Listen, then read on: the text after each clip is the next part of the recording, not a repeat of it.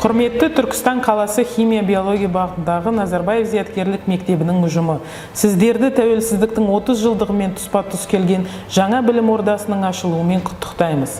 Сан ғасырдан соң қайта жаңғырған Түркістанда әріптестеріміздің өз жұмысын бастауы үлкен мәртебе деп білемін. Бәрімізге ортақ мәдени ағартылушылық кеңістікке қосар жаңалықтарыңыз мол болсын.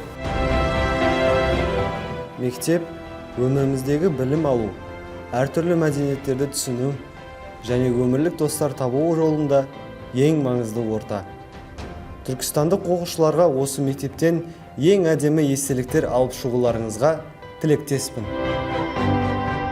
Түркістан екі дүние есігі ғой, Түркістан ер түріктің бесігі ғой.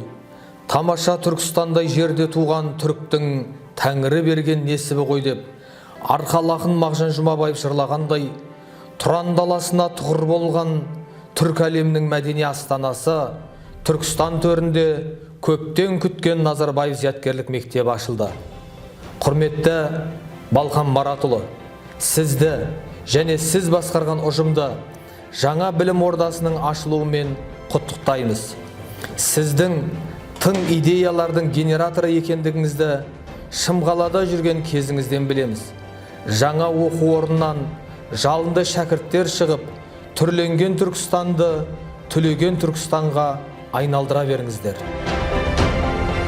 Жанұямызға қош келдіңіздер. Бәріміз бірге тәуелсіз елімізді дамытайық.